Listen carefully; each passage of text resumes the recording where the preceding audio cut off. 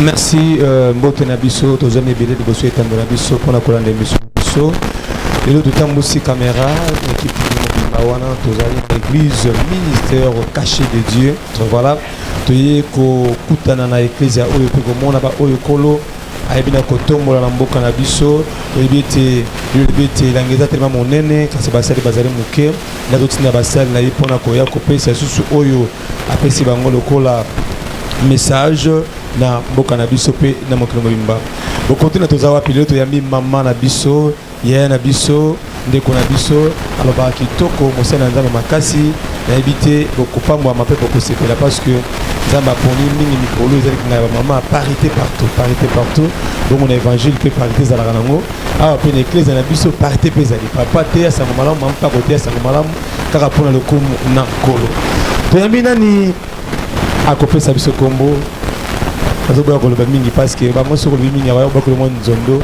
moitireza kitoko te. Shalom mama. Shalom papa. Banze bazolanda yo libota na kola bazomona yo bali bayeba toyambi nani lelo na télévision na biso. Amen. Napesi yo mbote lisusu na kombo na Yesu. Napesi pe libota na Nzambe nyonso mbote. Pe bana na nga toza na bango ensemble awa na kati ya émission na biso pe mbote na kombo na Yesu. Kombo na ngai prophétesse Aminata Biachanga. Yango wana tokolo bana na début prophétesse Aminata Biachanga. Na baki boyoki bino moko prophétesse. Ma prophétesse mbote. Ah mbote papa. Vous êtes marié? Oui, naza marié. Papa comment est-il? Pasteur Aaron Changa. Donc Changa comment on parle? Oui. Très bien. Babengo prophète pour nani? Pour mi comme ici. Yo moko babengo prophétesse et puis où tu vas? Babenga prophète pour na mikomi cité. Mutu azana vocation soit azana appel en Nzambe nde bakobenga ye prophète selon ndenge Nzambe azomona eloko atia kati na mutu wana. Nzamba tie kati nanga vocation soit mintia prophétique nde yango bazobenga nga prophétesse. Pe na uti tuni question mususu na uti wapi? Na uti kaka na église de réveil na makolo ya bassin na Nzambe pe toki kotanga pe église te za mwa mingi. Bon normalement na oki kotanga o église na vanda ki o ba forma ki nga lelo na komi prophétesse.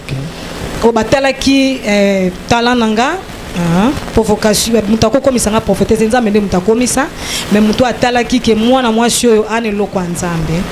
Prophète Josué église neza na Bumbu. Ton nazala ki na sama kolona ye.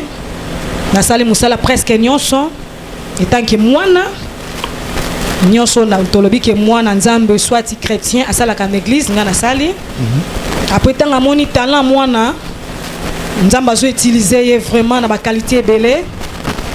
Alobi te mwana na ki ko kotike boete ndazwa kinga akoti singa na ba formation malgré église ezalaki ye pa lobi te église ko suffire te puisqu'aza appelé na ministère azunga ke nanga na cours théologien ke natanga lisusu pour na père spirituel nanga yenda zuyo amiona na batelo oui asimbanga pe na loboko akena nga ti na kasavubu akotisinga alaki singa pe aza mwana nanga mena memi puisque Nzamba azolakisa nga lobi ozala mosali parmi basali pe o bakoyeba na pe Nzambe akobimisa ye na moment porté mais ce n'est pas le moment mais dans un premier temps il faut azala fermi il faut accoler sa connaissance puisque azana ministère katina ye po ebunga nzela te nde na lekaki na makolo na ye na umela kinde mingi na makolo na ye si le lope tozana ye a contact tozala pe na convention na mama mwasi na mama Alice bakozala pe équipe na bango bazala bango nyonso wa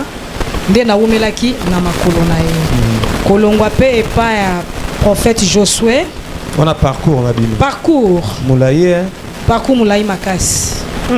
Parcours Moulaye makasi. Ah regardez toujours mes caméras peut-être aussi mais dans le télé. Et le côté nazayi ko mekelo côté Nzambe nde atindela inga moboti ya malam oya comprena ki ke mwana nga ane loko mutuya il faut na protéger. Il faut na protéger pour ça na protéger était diable a dérouté yango ngai nde papa molimo Nzamba otunanga. C'est pour cela le kona nazalaki mwana o nazaki na sama kolona ye nazalaki kotosa ba instruction divine Nzambe na nzela Nzambe na ye c'est pour cela azwinga ameminge siko ke kokolisa nga ta elobi azate na ko défendre Christ. Tu vois?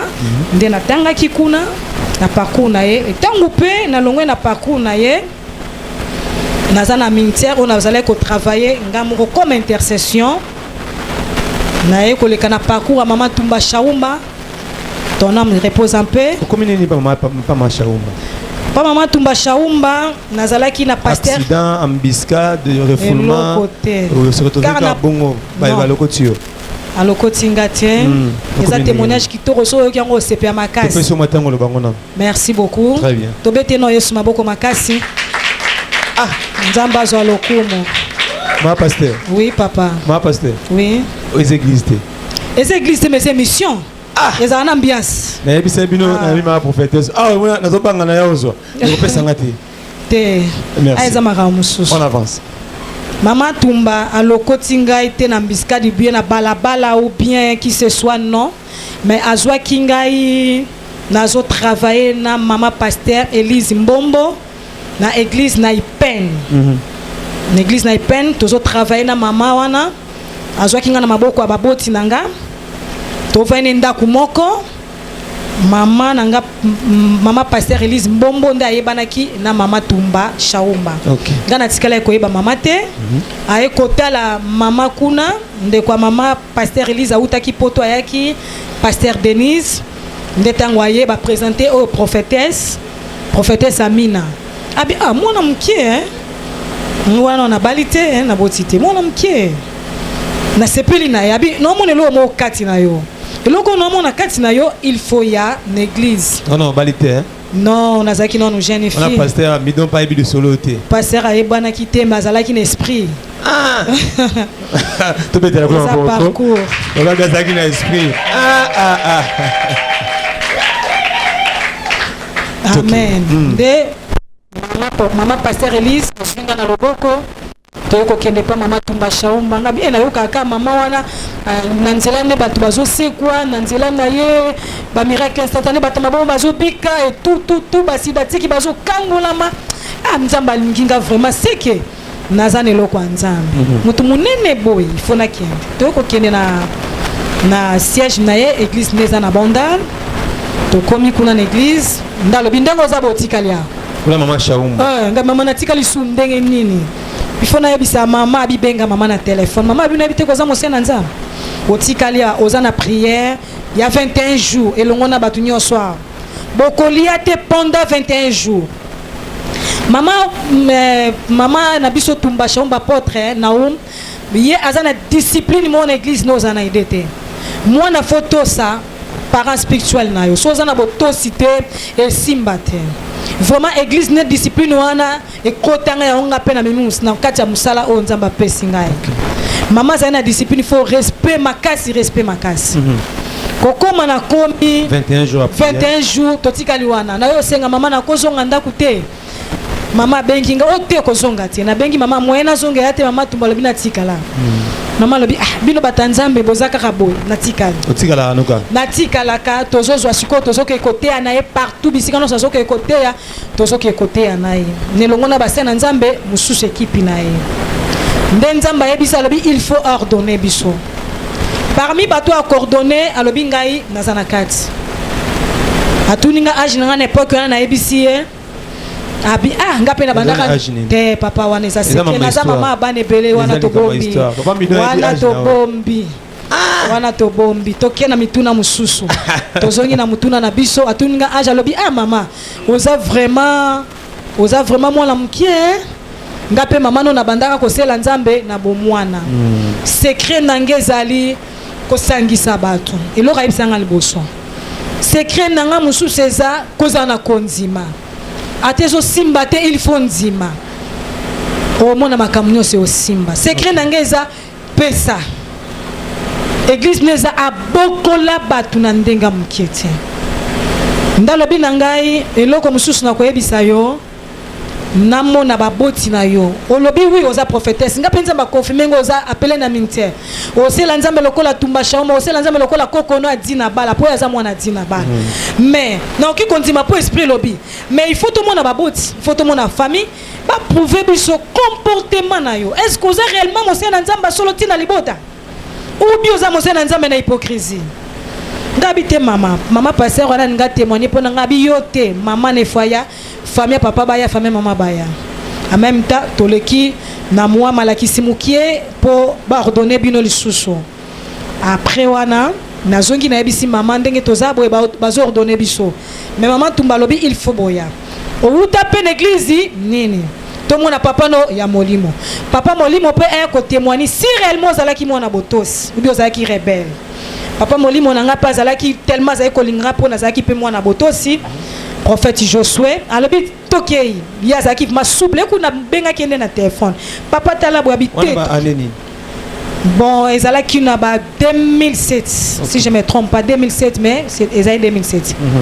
Te ko papa molimo nanga to kutene ka pa maman tumba atunié ba question ko tune tant que père spirituel alobi vraiment parmi bana oyo ngana vandis na makolo nanga mama prophétesse Amina Azamosal nazalai ko sala tant que papa moboti ba suspension natikalo ko mona sali rébellion te ceux qui n'a suspendre à l'occasion de rien pour na tester ceux qui a commis azaka komi kiti ça au mon église a kombe église akola en église akoya kiti matinal akoya na pembe nanga akoluka tindelanga ta crédit asombe lange loko mobo pona longwa na yokele mawa chose grave loko azaki nango soy na suspendre à quelle retraite aye papa malgré nazo église mais nazo ke retraite pona tout na nzambe lo ni na sali tanga kota retraite na oki kutuposa rolela nazongi suto nazalaki mwana na sama kola baboti vraiment nzamba zwa lokomo azongi abi mwana pourquoi azako se comporter hein lokola bana nyonso te au moins na suka na nga pesi conseil ndenge ozotambola tambola ka bomo mokile ko sauter ba camarade ba ko sauter et grâce petit kala ko sauter okipe ko lekanga papa na yo mais grâce petit kala ko sauter ngabi papa nzamba zwa lokomo alongoli pe suspension comment on appelle qu'on est zaki no yati pa maman na biso ata soki nazana ndako mama pesa nga biloko nalia mama biso tellement zaki mama zo mpe basa na nzambe kili comment on appelle sie biloko rolia biti na zaki mama te mezo ya kolukanga soki na bungi nzela maman tumba tu na c'est déjà et ça ma bonne chose na comportement na bi deuxième chose na tikala emoné na ba finde bazakalo ngete auto to encadrer ba pesa biso passe ya zalaki na ngote troisième chose atete na kilti matinal première fois na pesa maté alobi papa nga na théâtre na hotel anini na hotel anini alele linga abin nzamba na ebise nzamba ebisinga tu vas prêcher alala na église ateya tanga tei maté wana bat ba sema mukolo wana elekela nanga papa na molimo bat ba répondant mukolo na elekela nanga papa na molimo et tango asilisi ba sema kaye na ba bijou ba sema kaye na ba chaînette ba kuanga ba telaka kit maintenant na tango akala ndenge zalaki ba kombo ba fumta oke koteka azo semer comme offrande nyonso alaki sangai petit kala azo été loko tabi papa na sa formation na besoin mbongo te na besoin eloko ya kat nanga ekola pena tambola na voix nzambe na tambola na posa mbongo te posa mokili te ayebisi maman tumba lisusu eloko wana maman tumba vraiment koloba su mingi te na moni vraiment que c'est bon signé que na ngai maman tumba na ordonné signé papa nanga molimo a signé eloko na sepela na lisusu mu coordination na biso akoma i photographe na ngai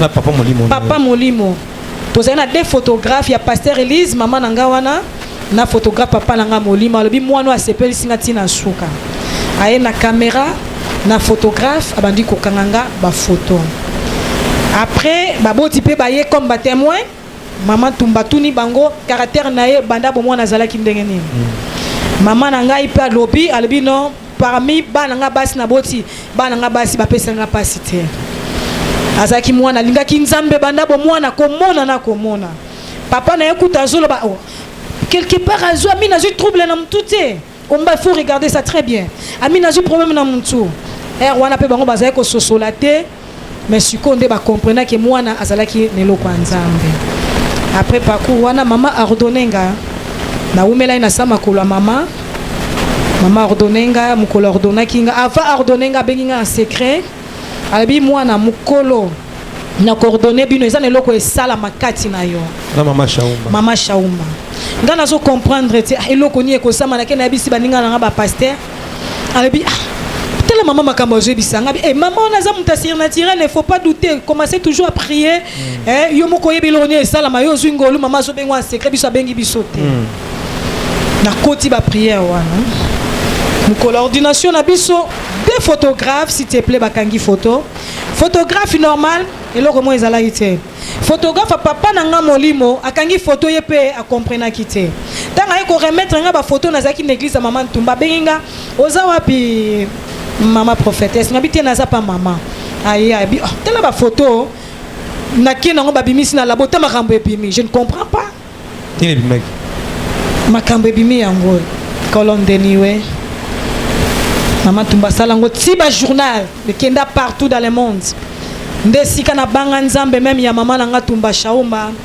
vraiment nzambe mama wana za nzambe ngayoyo o eza ba apparition sala katango akala achepe na Branham ya Branham yango esala kaye mukie tandis que awa tang ordonné ngai yango yo mibale o ngai o bandeko mususu o peka ngai mu coordination ndayo ko bisangai ngai siko na juba photo na matili kolo papa mama Tumba zalaka likolo tongo na matili kolo na bisie mama tala no makambo salami na ba photo oyo mama tanga zu photo nanga o kazaki nango ebele tanka coordonna ka batna soka tio maboko photographe akangi parishe bimi nga na yeba kite tango na ekozwa na pesi mama bandi parla langue nila mana chenebe batna so baza pemene bazo parla nga siko naza ignorant nazo comprendre bazo parla langue pona photo nzamba lola mama za muta molimo na molimo Yesu molimo kiti na photo baba ndio parla langue nga pe na fuka na banzolela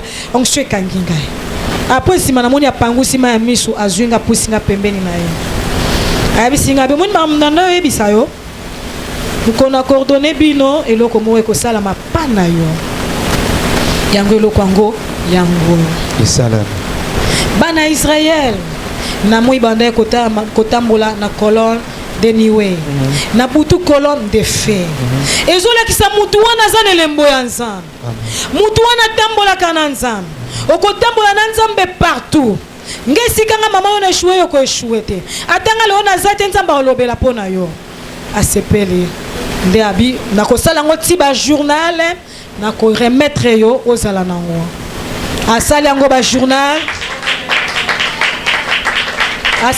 journal aye ko remettre nga ba photo nanga oyo a remettre nga journal ya pesa nga mibale moko nazomona te oyo nde pasteur abombela ngo jalousement nde nazwa kiango na maboko ya pasteur.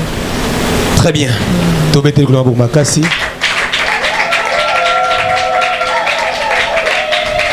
Tobaki toyambi mosakoli monene na mboka na biso surtout na lisolo eza tellement mulai ba baza bosenga na ngobaya na église awa na église bakoya koyoka lisolo yo toza pena vraiment na mama Shaumba. Amen. Oza ramasite mère maman adoptif nanga yenda adoptanga aza mama nanga. Simana ye miracle salamaki. Amen. Très bien. Amen. Bando comme prophétesse. Il est nous a rassuré aux Nzambe. Prophétie yo sala au ça déjà et peut se réaliser au milieu de Nzamba sala. Amen, amen, amen.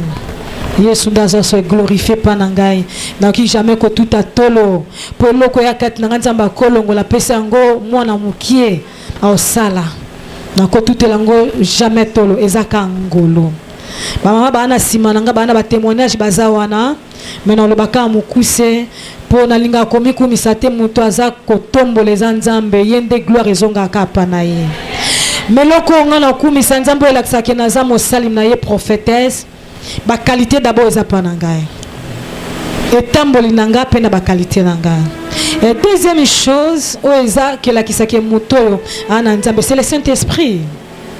Mutu azana Saint-Esprit tanga zolo ba tongo midi po kwa kati na yo o sentir yo moko ke nzamba lo ba kati nanga azo différencier nga le bien et le mal. Mutu azana Saint-Esprit a qui jamais ko bunga nzela a qui jamais ko tâtonner en compte na 10 commandements nzambe malgré ce n'est pas facile ya ko travailler 10 commandements mais tozo mekola comme ma croix Jésus pour to ça on nzamba zoluka kati na bombo ina biso. nde yango ezolakisaki naza na nzambe na kati na nzambe na lelo mosusu te pratique na ngeza liloba na nzambe la parole pire les vraies prophéties en excellence c'est la parole qui délivre mutu akoki kotoki kosakola 1000 personnes mais mutu nyonso oyo aza enseigné te eloko moko te eloko ezokwasire ngai grâce oyo kati na ngai eza parole de Dieu enseignement eza kati na ngai nde ezolakisaki ntongo naoloba eloko esalama eza na mama mosusu ana nsima ayaki na liboma s'il te plaît papa liboma yo naolobaki mama tumba nzambe apambola mama na nga wana malgré akenda son âme repose un peu mais aza mwasi azalaki formé biso mpe bana na ye tozala toujours formé. Très bien. Mais la Bible dit l'onction ne meurt jamais. Onction tumba shaumba ezo continue toujours na bana na ye ezo kita ekokita pe kokita. Merci beaucoup ma prophétesse. Ba témoignage ezo na koloba kinzamba zo sala bazali na ba. Bata maboma babiki bato babota raté baza baboti ezo kwa sirenga na prophétesse. Ba témoignage c'est la sentir dans Saint Esprit kitaki. Toto matamento calmer on a. Amen. Merci. Maman Amina. Obi koza maman. Amen. Vous avez prophétesse. Mais mingi ba maman na ba pomi ba bébé simbo kana biso. Ba maman. Ba maman oui. Olobi mabe papa. Ah c'est sa question. Tuna. Tu bini ba prophétesse ba maman ya basi. Bulu kanga bana ba tokindoki na ba prophétesse. Ya solo. Bulu ko panza ba bala ya ba to ba prophétesse na bino. OK. Bulu ba faye musse panzani pour ba prophète. OK. Et le bilan qu'on y tombe, on y bien qu'il faut même penser, babi, et penser la prophétie. Il y a la prophétie, c'est ça la rendez-vous. Et ça là, on a pas si puisque batuana bas enseigné. Et ben na biso toloba kinini. Papa na nga molimo atali grâce aux zakat nanga, eza grâce moko excellent. So katikinga na niveau wana, na ko échouer, peut-être na ozala dérouté, azunga na loboko alabi kende ko kolisa connaissance na yo. La Bible dit nous prophétisons à partir. Ce qui a salaki ngai bongo pona kola, pona tatone na prophétie. Batu wana peut-être bazo bunga, peut-être eza manque enseignement.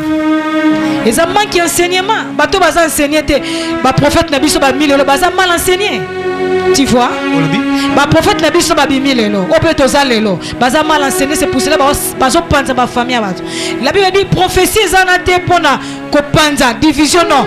Prophétie zana pona consoler, édifier, exhorter.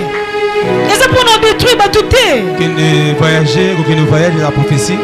On voyager, on bala, on boit de la prophétie, mais ça va avoir parole de connaissance. Et sa parole de connaissance. Et la parole de connaissance. Tout mettez la gloire beaucoup ma casse. Merci à tous les branchés de notre émission. To pas moi parce que tu as mis mon quoi maman, Moussako Nankolo. Tanga oloba nazolo kabare makati na ye. Tamu sope na ndako yo moni yango. Yango moni tamu nzamba lobaka ana ba langage lobilaka. Moni sagesse kata mama oyo. Vraiment y a pas commenté. Merci na parce que examiner Kibila parce que maman yebisaranga yango la kuta nango. Merci na mama Godé Bondembe parce que maman lobaka yango to kuta na nango. Langage ya Moussa Nzambe yebanaka. Komi kitisa. Comme le golobi gloire oh les akati na yo ba ko pesa mo na muke. Ils a profond. Vous avez mon lendo ka sande le comme prophétesse, yo ndo comme finalité ya mokimo bimba. Donc il va rappeler ce qu'il veut penser ma kolongola nga pesa mo muke.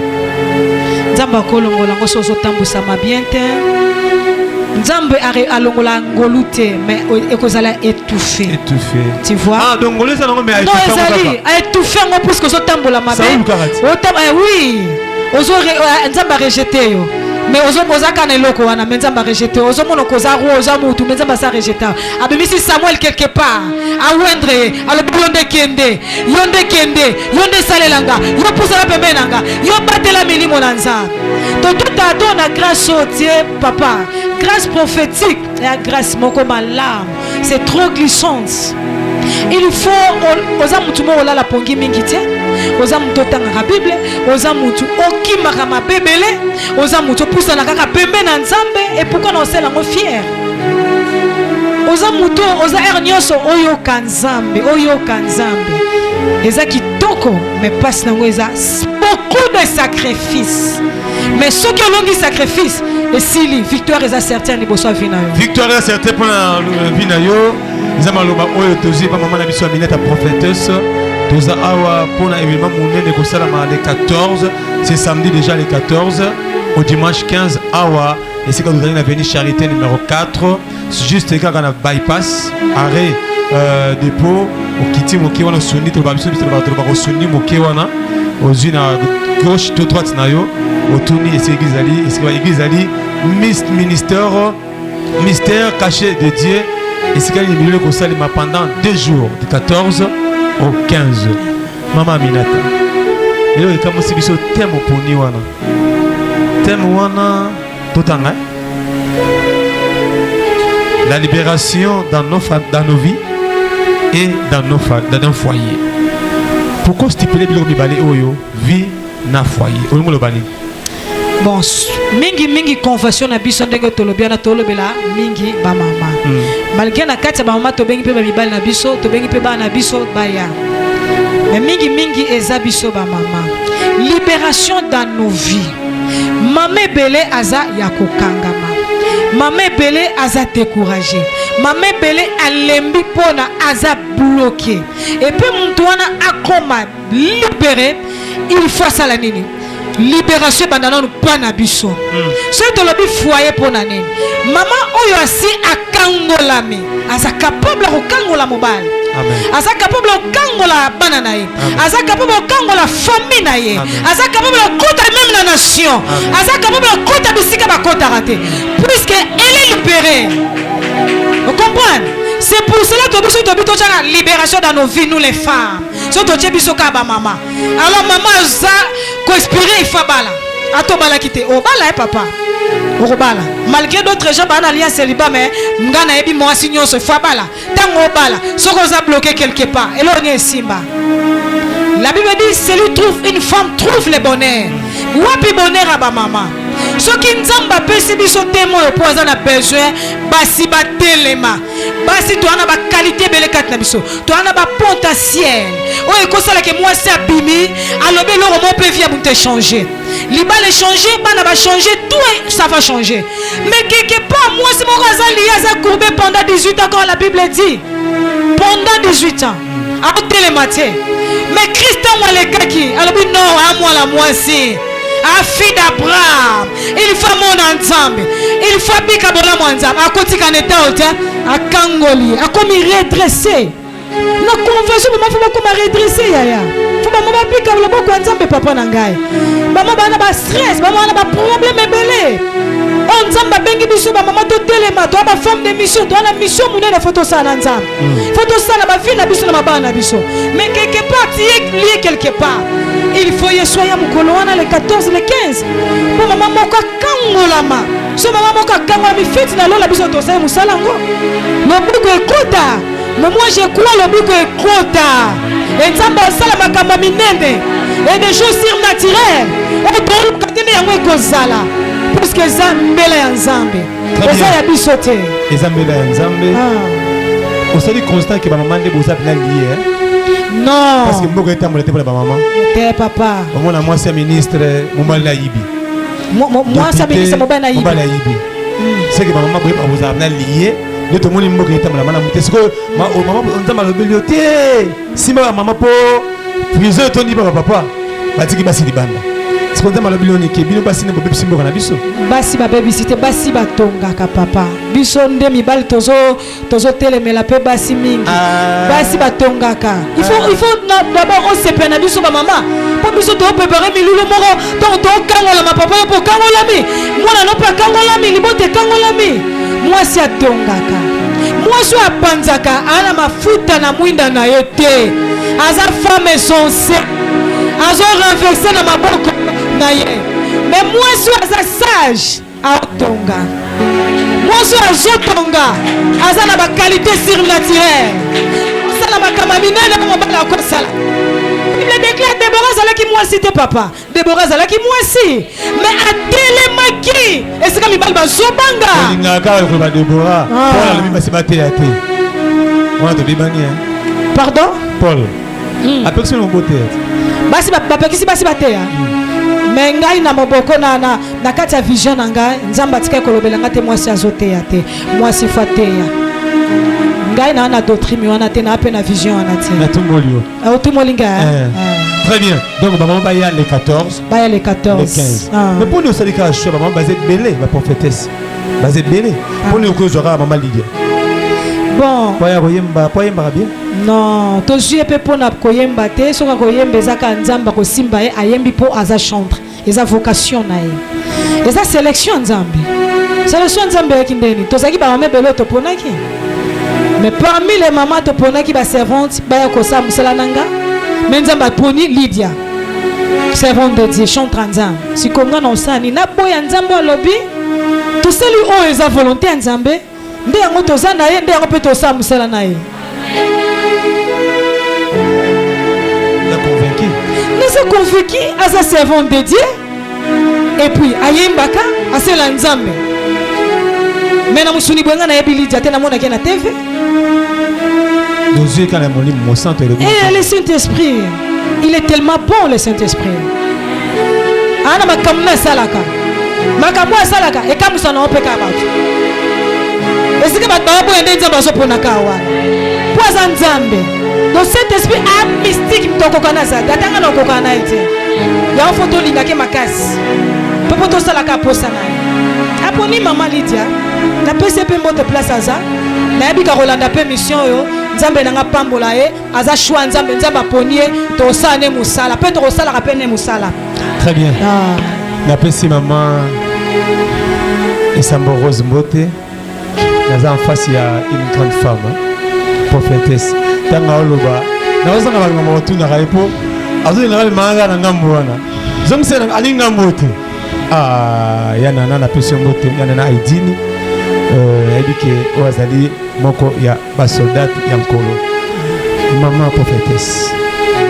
bautana na télévision sikoyo mama moko aza bloqué libala esimba te aza mpe na libala maabota te aboti mpe me vie abana eza kitoko te asalaka mao se retrouve te azokola lage mpe mo avancé mobali mpe azoya te soki na convention les 14 les 15 ozorasira onki bakokangola oui faisir des miracles c'est notre Jésus muta okangola koleka eza ye biso toza simple instrument à choisir na benga to abana misala ya nzambe muto sala koleka ya nzambe to bengi bango toya to sala musala nzambe bao baza malade bao baza na ba problème bao za la décide patient esprit muto sala bango balam ezaka molimo na nzambe to bengi bango bauta na nord bauta na sud bauta qui ce soit na équipe mususu bauta matadi bazoya ka convention na biso to zana bango ye poza na Kishasa oza na matadi oza na bandu ndezaka otufuta kaka billet si c'est soki nini mutuka transport 30 minutes ya nde papa na biso alobi oyo akuta biso faiseur de miracles c'est Jésus ayebi pourquoi aza na besoin na biso basi totelema tosalela ye po tozala libéré toza lokola basi nyonso te to ba femme insensée te to ba femme sage toza ba folie te mais toza femme sage o toza na lampe et je peux là mafuta puisque toza na Saint-Esprit Christ en nous c'est l'espérance de la gloire kembo ndenge kozala yango na bengi bango na kombo na nzambe na lisungi na molimo mo santu baya Yesu nde akosala mosala samedi le 14 to bengi bino eza 14h à 18h dimanche eza 12h à 18h to bengi bino pe lokola tozanga te pourquoi totie 12h à 18h pour dimanche eza mokola suka toza na makambo ebele kuna na kati pe tokosala eloko moko po mutu nyonso asepela mwa gape yango moi totiango wana po mutu nyonso abina ayembela nzambe akumisa ye pe tokotatola ye pe na ba témoignage. Très bien, je crois que tokozala wana dimanche samedi na dimanche tokoya komona oyo kola kosala pa na bino pe tokoya na caméra na biso nga ba priya biso bana examiner to ngara preuve na pito moni to la kisiba amen pour nous amener photo la sama masalaka to la ksarate kaka omoni mutumo azaka magicien ni bazaka mutu na tina kama mutumo azaki magicien bongo mutumo pesi cher oya témoin la cher on a kufa ki 3 jours na la mugi ngolo nzamba la kisenga na combien na moni ki bandoki mo bazana lola mo pesi cher tokola na caméra to mona onza ma kosala pa na bino toke na technique to pe mamuke mama mela mwa mai sima tokozonga poto si c'est émission na biso tellement va bien mafuta likolo na ye y a pas commenté le 14 le 15 donc déjà samedi dimanche biso nyonso toza awa l'avenue Charité numéro 4 outi pen arrêt dépôt outi rond-point ngaba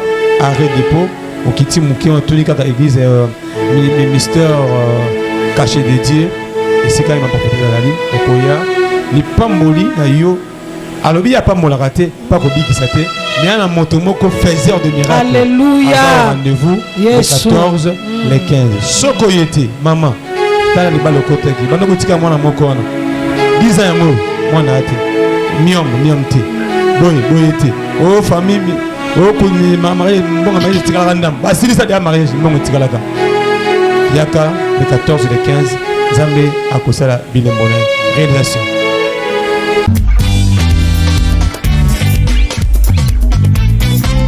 Bien-aimés dans le Seigneur, chère maman, shalom, shalom.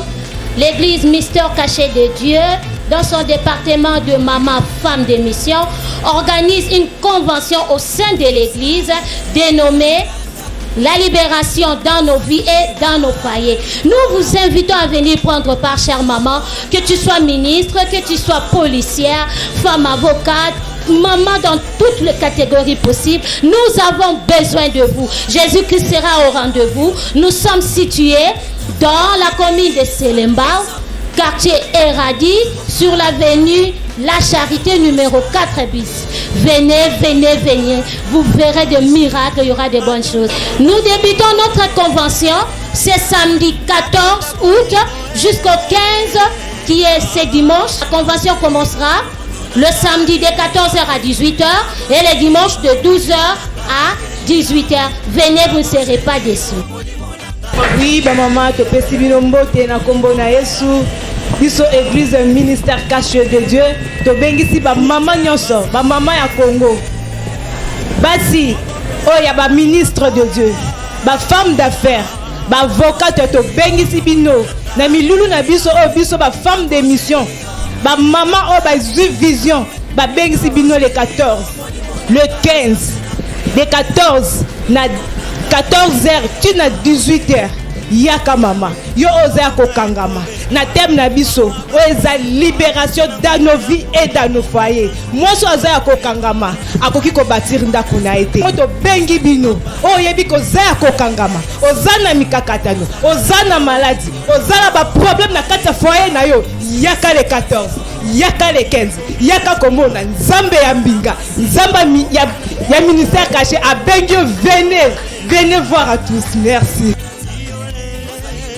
Okay, dear women, dear moms, dear beloved in Christ, I'm inviting you all to come in our 5th edition that our church called Mystère Caché de Dieu is organizing the 5th edition of the liberation of our life and our homes, which will be in next weekend on Saturday 14th of August. The time will be from 2 p.m. to 6 p.m. and on Sunday we'll be starting from 12 p.m. to 6 p.m. So I'm inviting you all women who have problems, who are sad, who are desperate. You need solution to your problem, so you all can come. Jesus will be on time. It's waiting for you to get a freedom and liberation to your life, and you find solution to your problem. Don't get tired. You are a burden. Comes and Jesus will free you. Thank you. Esika basantu basanganye basimoli maboko likolo lola na nzambe mama etondaka motema na ngai. Esika basantu basanganye basimoli maboko likolo lola na nzambe mama.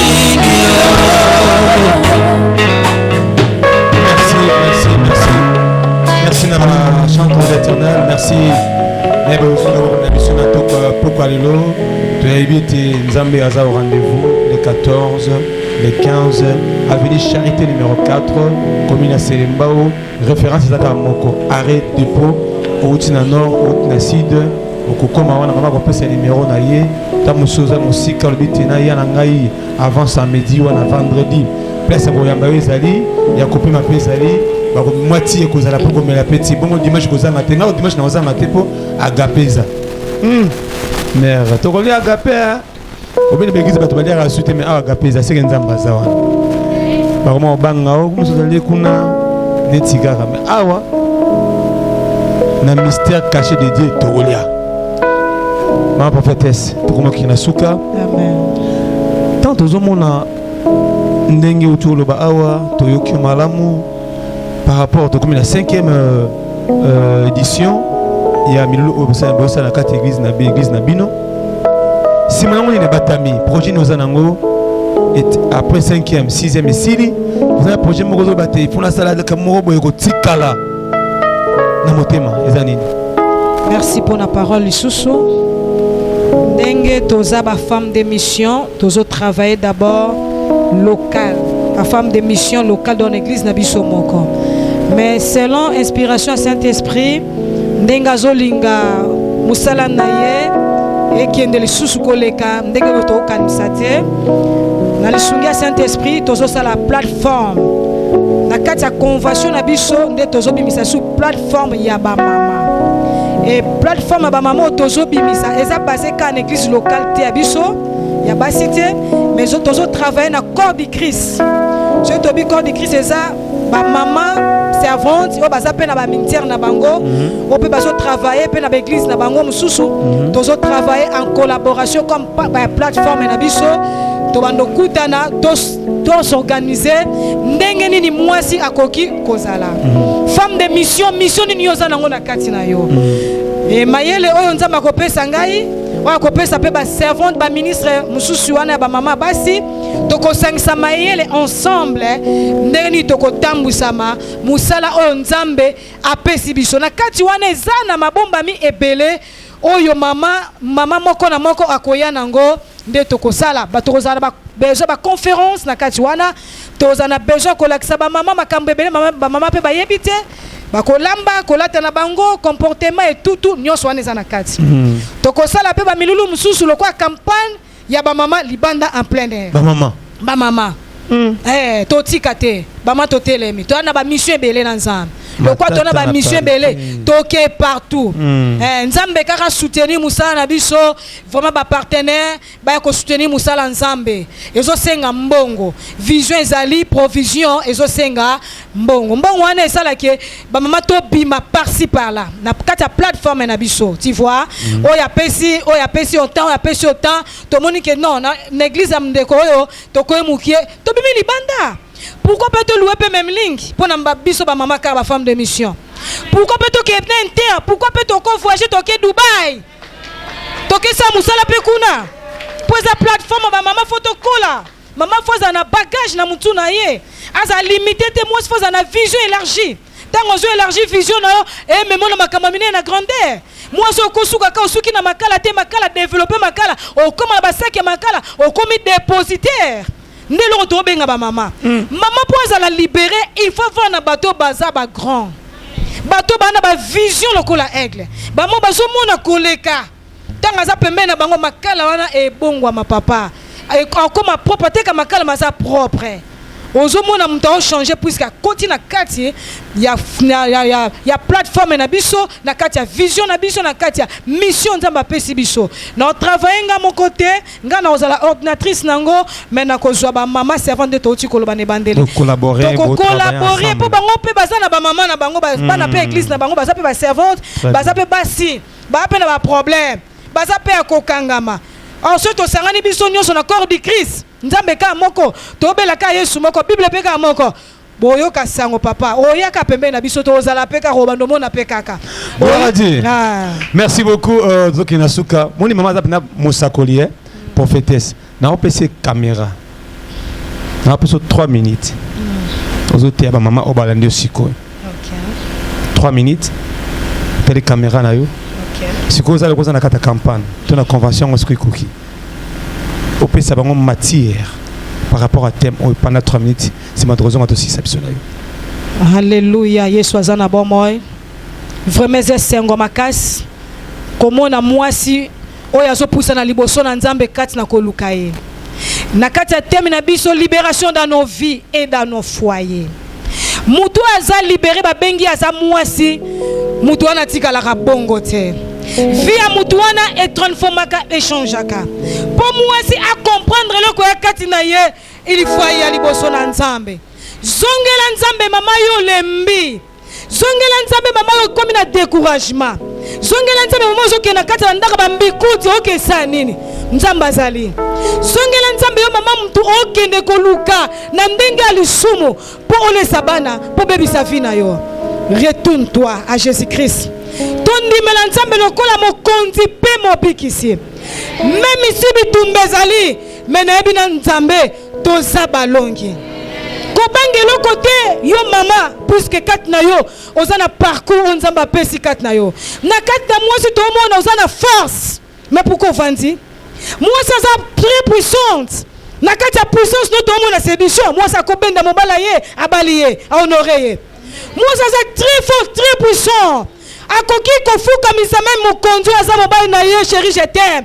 Mais pourquoi comme désolé ozo échouer na vie? Obinga na sa sou mwasi te okomi nani ngana songi sou mwasi. Sois libéré dans le nom de Jésus-Christ de Nazareth. Et vino etika la bongo te pour ye soit kat na yo za meilleur. Ayeba ko façonner ba maman na seconde. Et le ko boso na kat na yo wana ba valeur rebelle ndenge Bible zoloba. Wana ba valeur ko le ka perle. Mobay no honoraka yo. Mais ndenge ni olembi. Ndenge nini oza komimona isusu te. Ndenge nini tension la dio. Ndenge nini estomac la dio. Zongela Nzambe na yo. Telema popola mabele telema. Continuez l'œuvre de l'Éternel. La Bible dit qu'il faut toujours prier, ne pas se relâcher. Mais ndenge nini mama moko asalembi. Ndenge nini mama moko avandi. Esther abangaki na mante. Amoni no bitumba etelemi makasi. Alobi ngai soki na vandi ba juif basanini babomi bango. Pona mwasi moko babengaki komba Esther atelemaki. La Bible déclare que Esther atelemaki roi changeaki maloba. A changeaki maloba. Roi bongo maki changeaki maloba. Maloba roi alobi na pesa yo nini. Asimbisi Esther d'or. Esther alongaki. Ba juif basaki nini balongaki. Nation mobiki bomimba ekomaki libérer le kola mwana mwasi. Alors si je dois périr, je périr mais jamais mon n'a pas épa Nzambe. Akufa papa. Mutu so épa Nzambe et ça ba miracle na ba miracle. Lobiko na lobiko. Libération na ba libération. Est-ce que nous avons sa maman moko libération ça qui? Est-ce que nous avons sa maman moko yenda Esther na poko lelo? Yenda zo kango la nation. Yenda zo kango la famille na ye. Bana na ye mobile na ye. Ba cause la libérer na nzela na yo. La Bible dit si tu crois tu verras la gloire de l'Éternel. Oya zondi malabi na ndimi. Je suis libéré. Je suis libéré. Je suis libéré. Je suis libéré. Je suis libéré. Au nom de Jésus. Ah. Le proclame de ma casse aux arbres de hein? Merci, Boki.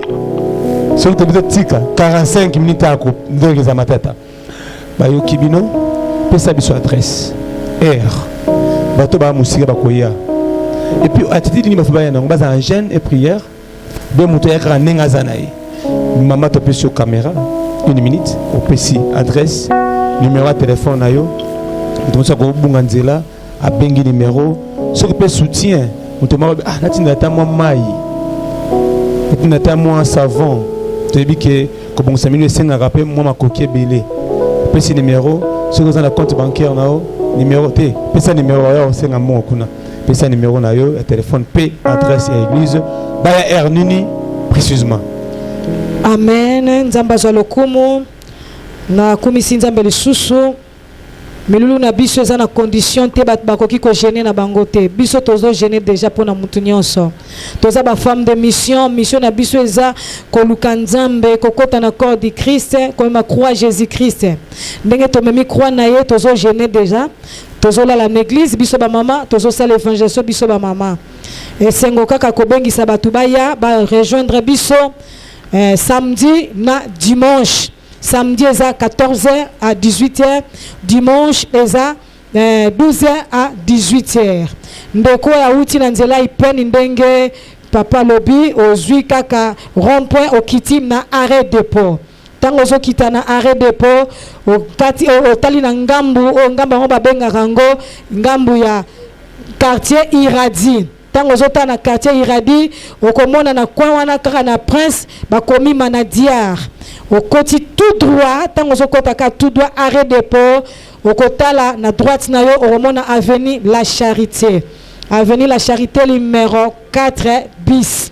Au côté biso, toza déjà na mama bondeli, toko yamba yo, ezalo uti na njela ya rond-point ngaba, ezaka kandenge moko, même adresse, na redépôt wana na quartier Iradi au côté dépôt tout droit na ngambo Selembao au côté tout droit na route bypass mais na ngambo Selembao tango zokota omoni avenue La Charité numéro 4 bis eza place à Robungate sur komika na dépôt wana zo poussa na déjà otuni adresse église moko utaki pen et comme koto ya mama prophétesse na pasteur Aaron bakola kisayo numéro nanga téléphone eza 099 99 encore 099 to bandeli 99 encore donc 49 83 902 099 99 encore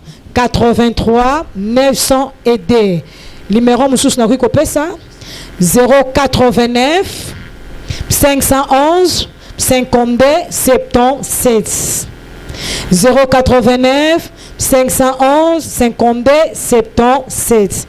Vraiment soutien bande kondenge papa uti koloba eza motuya omoni musala nzambe tambola na mbongo papa.